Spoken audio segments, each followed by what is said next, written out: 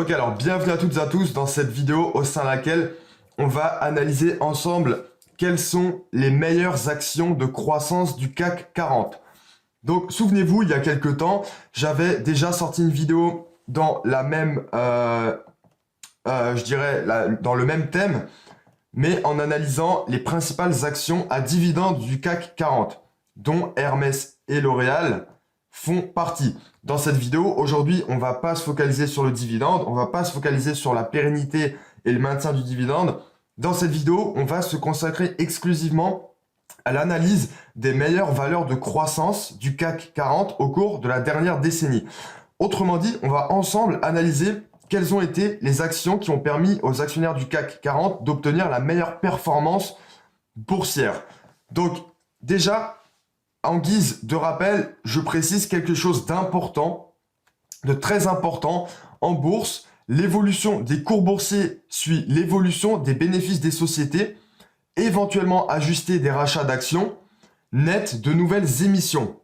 Donc, éventuellement ajusté de rachats d'actions, ce qui entraîne un effet relatif pour l'actionnaire, net de nouvelles émissions, par exemple lors d'augmentation de capital classique, ce qui entraîne un effet dilutif pour l'actionnaire, et de détachement de dividendes.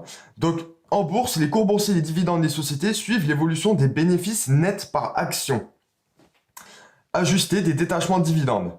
C'est ce qu'il faut comprendre. Donc, ce qu'on va faire dans cette vidéo, c'est qu'on va analyser, donc là, je vais vous parler de la méthodologie retenue dans cette analyse. Ce qu'on va faire, c'est qu'on va analyser l'évolution des cours boursiers des principales sociétés de croissance du CAC 40 en considérant que ces cours boursiers sont ajustés de toutes les opérations sur titre, à savoir les éventuelles divisions nominales, les détachements de dividendes, etc. Et en considérant que ces sociétés tout ce qu'on calcule est calculé hors inflation. Donc plus loin dans la vidéo, je vais vous parler de taux de croissance. Ce sera bien évidemment hors inflation. Quoi d'autre à retenir? Parmi toutes les sociétés qu'on va analyser, il y en a une qui va être analysée sur un horizon temporel plus court que les autres. Puis il s'agit de Worldline, puisque Worldline a été introduite en bourse en 2014. Toujours est-il que j'ai calculé la performance en tenant en compte le nombre d'années. Ensuite, sachez une chose, dans le cadre d'une stratégie growth ou croissance, les principaux critères sont déjà s'assurer que la croissance passée peut se poursuivre dans le futur. Bien sûr, c'est hypothétique. S'assurer que les entreprises de croissance disposent d'avantages compétitifs et de barrières à l'entrée. Et enfin, s'assurer que le taux de croissance annuel moyen des cours boursiers est élevé.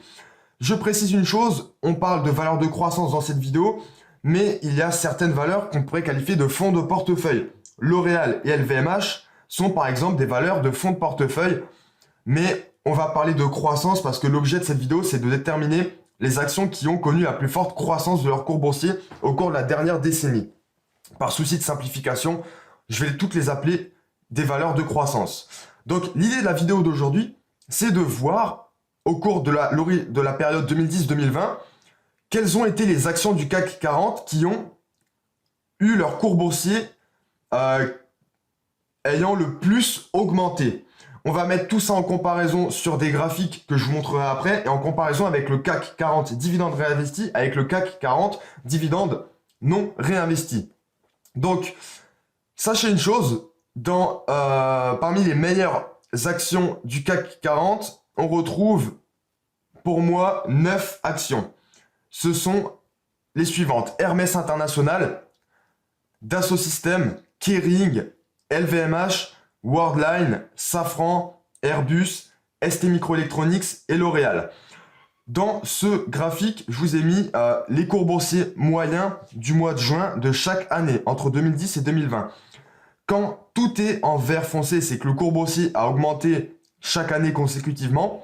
Quand vous voyez une case orange, c'est que le cours boursier moyen du mois de juin d'une année donnée est inférieur au cours boursier moyen du mois de juin de l'année précédente.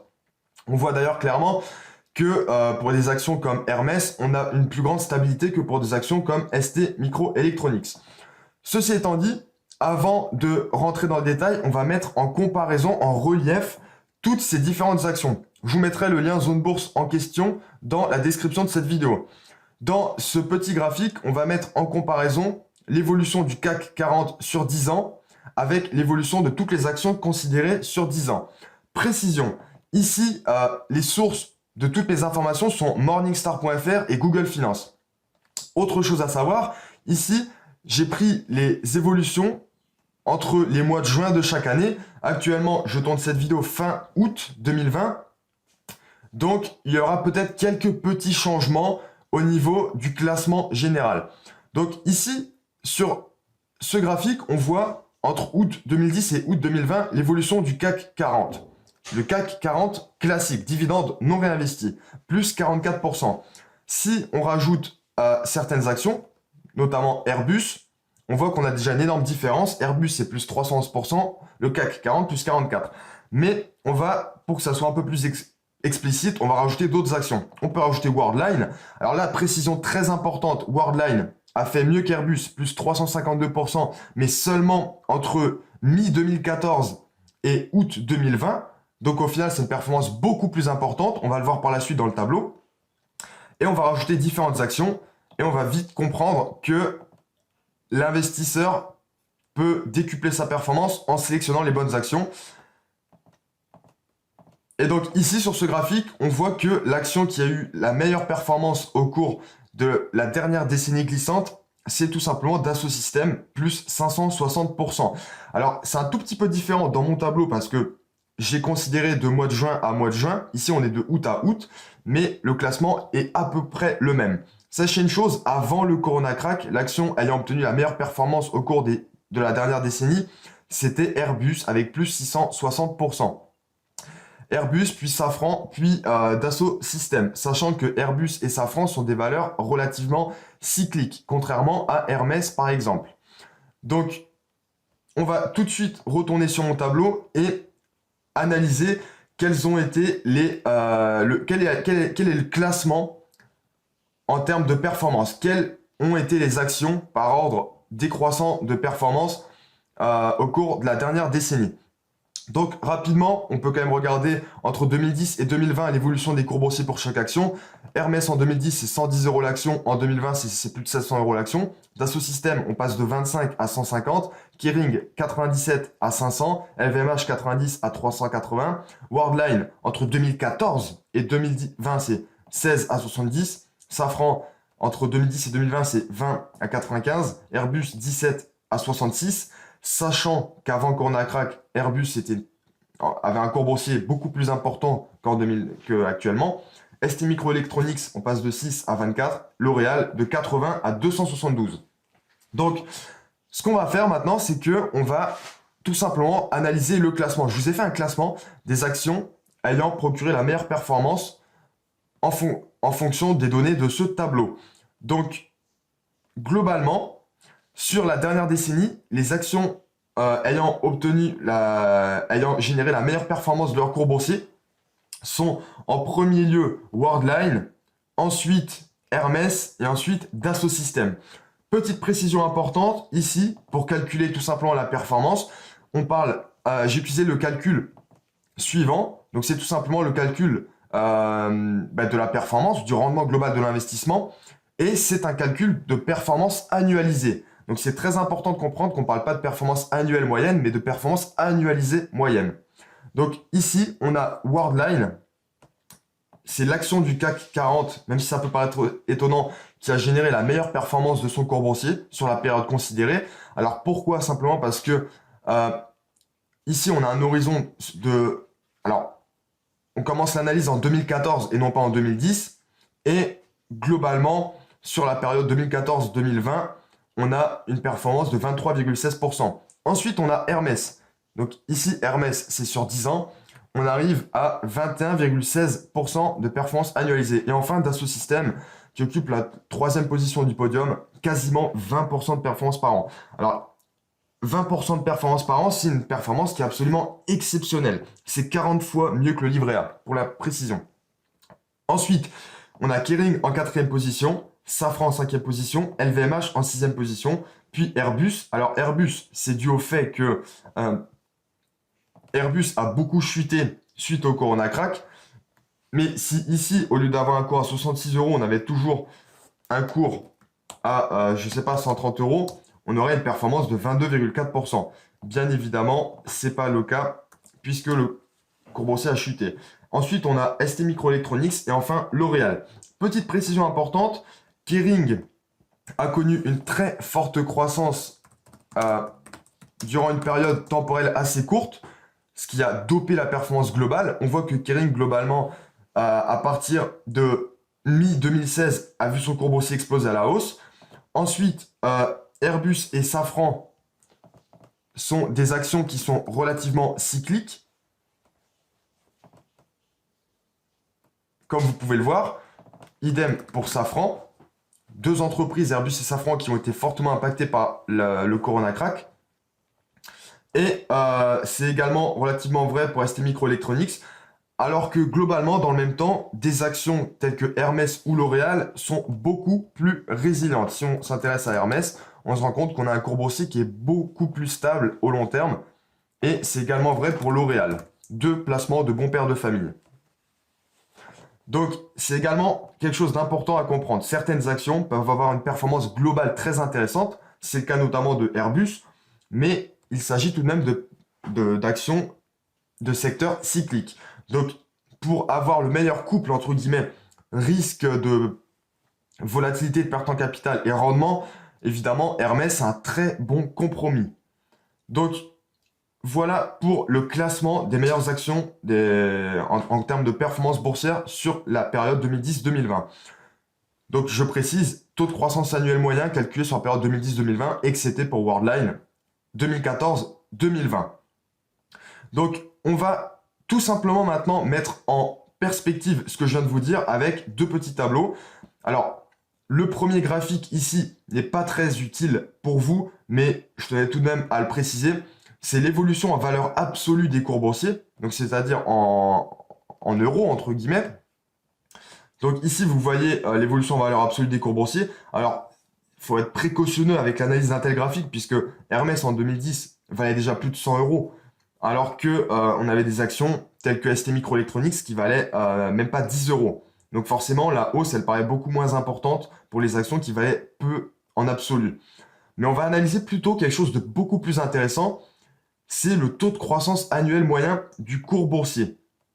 Donc globalement, si on s'intéresse à ce tableau, ce graphique, on a une bien meilleure idée de quelles actions ont été les plus performantes sur la période considérée. Donc on voit ici que globalement, c'est l'action Worldline qui s'est appréciée le plus rapidement sur la période considérée. Ensuite, Hermès International, on est au-dessus des 20%. Dassault Systèmes, on avoisine les 20%. Puis Kering, Safran et LVMH. Et enfin, Airbus, ST Microelectronics, L'Oréal. On est quand même à 13% sur L'Oréal. Ensuite, le CAC 40 dividendes réinvestis, 7%, 7,04%.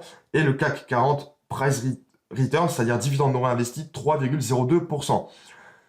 Quelque chose de très important à comprendre, sur ce graphique, dans ce tableau, on s'intéresse aux performances du cours boursier ajusté des détachements de dividendes et dividendes non réinvestis. Donc, lorsqu'on interprète les performances, ici, on doit les mettre en comparaison, non pas avec la performance du CAC 40 dividendes réinvestis, mais plutôt avec la performance du CAC 40 dividendes non réinvestis. C'est important de le comprendre. Alors certes, le rendement du dividende de ces actions dans leur ensemble est relativement faible, puisque ce sont des très belles actions ayant un PER élevé. Donc un rendement du dividende en moyenne plus faible que le rendement du dividende moyen du CAC 40. Mais toujours est-il que c'est important qu'il comprendre que la comparaison des performances de chacune des actions ici est à comparer avec la performance du CAC 40 dividende non réinvesti. Donc maintenant, on va rapidement extrapoler, et je parle bien d'extrapolation, c'est absolument hypothétique, mais on va extrapoler les cours boursiers hypothétiques qu'on peut prévoir pour l'année 2030, donc c'est-à-dire dans 10 ans, pour chacune des actions considérées, en partant du principe que le taux de croissance qu'on connaît va tout simplement se poursuivre sur les 10 prochaines années. Je précise quelque chose de très important. Il est très difficile de prévoir l'avenir en bourse, et autre chose d'encore plus important, sur la dernière décennie, on a connu un marché boursier, un marché action très performant. Donc, il est fort probable que les performances passées soient supérieures aux performances qu'on va connaître sur les 10 prochaines années. Mais toujours est-il que sur le plan purement mathématique, si on extrapole le fait que la performance entre 2010 et 2020 d'Hermès, c'est-à-dire 21%, se réalise encore sur la période 2020-2030, on arrive à un cours boursier de l'action Hermès à 5 000 € en 2030. Bien sûr, il y aura sûrement des divisions nominales, mais peu importe. Pour Dassault Systèmes, on arrive à 880 €, Kering 2600, LVMH 1560, Worldline 560, Safran 430, Airbus 255, ST Micro 91, L'Oréal 930. Le CAC 40 price return serait alors à 6685 points en 2030 et gross return serait à 26 760 points globalement. Donc, je précise une chose très très importante. Ici, on extrapole sur le plan purement mathématique, mais dans les faits, les PER de chacune de ces actions, globalement, est plus élevé que le PER moyen. Donc, c'est-à-dire que les cours boursiers sont plus élevés qu'ils devraient l'être et donc que les performances déduites sont plus importantes que réelles, a priori. En tout cas, donc, autre chose à comprendre, ici, dans ce tableau, je vous ai présenté les principales actions en termes de performance de cours boursiers. Sachez une chose, si on veut calculer la performance à PER constant, c'est-à-dire à Price Earning constant, c'est-à-dire au ratio cours sur bénéfice constant, il faudrait réajuster les performances et les cours boursiers. Donc ce sera peut-être l'objet d'une autre vidéo, mais sachez une chose, en juin 2020, le PER moyen du CAC 40 était de 18, et en juin 2010, le PER moyen du CAC 40 était de 11,2. Autrement dit, ça signifie quoi? Ça signifie que dans son ensemble, le CAC 40 est trop élevé par rapport aux bénéfices. C'est-à-dire que globalement, on a un ratio de 1,6 entre le PER 2020, de juin 2020 et le PER de juin 2010. Donc ça signifie quoi? Ça signifie que globalement, il faudrait diminuer tous les cours boursiers, les réajuster et rajuster également les performances. Parce que ça signifie tout simplement que toutes les performances obtenues, en moyenne bien sûr, sur le CAC 40 sont 1,6 fois égale aux performances normales, à PER constant. Donc ici, j'ai pas fait un tableau à PER constant, ce sera peut-être l'objet d'une autre vidéo, mais sachez que normalement, on a des performances un peu inférieures, et donc le fait que les cours boursiers ont évolué plus vite que les bénéfices nets par action, ça signifie que les PER ont augmenté, et que globalement, on a des actions qui sont plus chères que normalement, et des performances plus élevées que la réalité. C'est-à-dire que les performances, elles sont plus importantes. Là, le taux de croissance du cours boursier a été sur la période en moyenne plus important que le taux de croissance du bénéfice net par action des sociétés.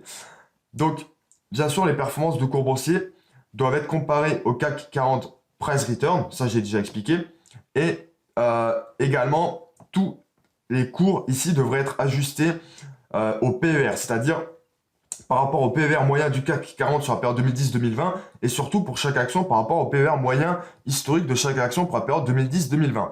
Par exemple, je sais que Hermès, au cours actuel, se paye très cher puisque on a un ratio cours sur bénéfice qui est à peu près de 60.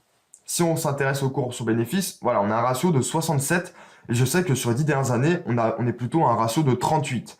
Donc, Hermès a vu son cours boursier augmenter plus vite que son bénéfice net par action. Donc, je ne dirais pas qu'il y a une bulle, c'est pas ce que je veux dire, mais la performance réelle, à PER constant, elle est moins importante. Et c'est à peu près vrai pour chacune des actions qu'on trouve ici. Autre chose, et je le rappelle, toutes les données ici sont calculées hors inflation. Dans une prochaine vidéo, on verra la suite de ce que j'ai expliqué aujourd'hui. Ça va être une vidéo plus courte et on va retraiter notre tableau ici avec le classement des meilleures actions de croissance par le PER, c'est-à-dire qu'on va recalculer à PER constant. Donc écoutez, je ne vais pas m'éterniser davantage sur cette vidéo. Toujours est-il que l'investisseur qui achète ces 9 actions, a un portefeuille qui est relativement diversifié. Alors, géographiquement, oui, sectoriellement, un peu moins. On a quand même 3 actions du luxe. Mais l'investisseur qui a ce portefeuille, ces actions en portefeuille, a un portefeuille qui est entre guillemets relativement équilibré et surtout très performant et qui bat le CAC 40 systématiquement. Comme on peut le voir globalement sur ce graphique, le CAC 40 sur 10 ans, c'est 44%. La moins bonne de toutes ces actions fait plus 311% et c'est Airbus, après Corona Crack. Donc écoutez, c'est tout pour cette vidéo. J'espère qu'elle vous a plu. J'espère que vous savez maintenant quelles sont les meilleures actions de croissance du CAC 40, Worldline en l'occurrence en tête, et que vous avez une meilleure idée de quelles actions ont généré le plus de performances de leur cours boursier sur la dernière décennie. Écoutez, c'est tout pour cette vidéo. Je vous dis à bientôt pour une prochaine.